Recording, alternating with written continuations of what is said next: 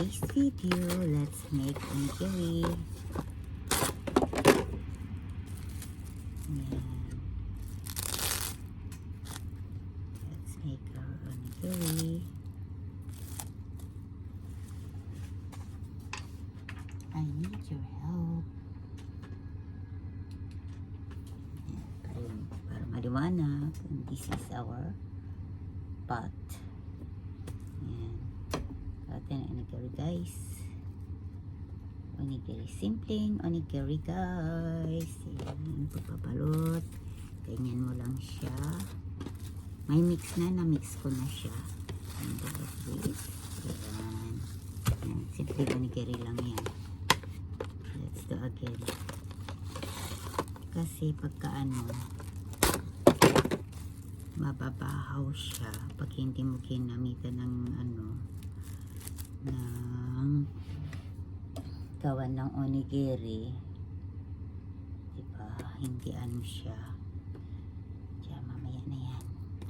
Malinis yung mesa ko, pinunasan ko yan ng alcohol, and then like that. Ayan, ayan, tama na yan. Isang lang siya, serving. Ayan, onigiri dito, ganyan. Ayan. Tapos lagyan mo siya sa ayan. Tapos shoutout daw, sabi ni Ate Jo. Ayan,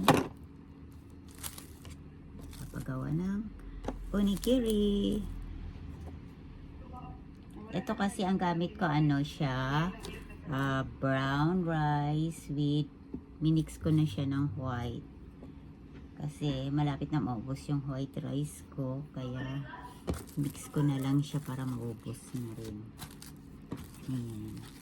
Para pagka mabilis lang nakuhain pagka yung separate na siya pag gusto mong kumain. Kasi ipo-frozen ko to.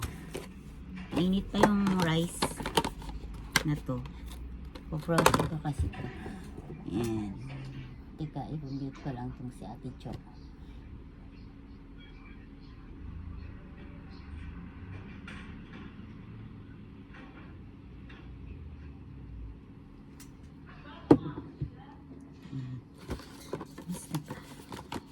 Ulit tayo. Hanggang ganyan lang siya. Gawa tayo ng marami. Para pagka frozen, tapos ilagay lang sa ref.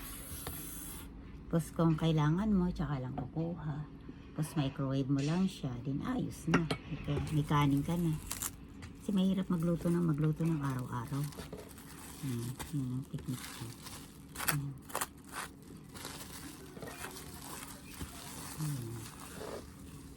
That's it.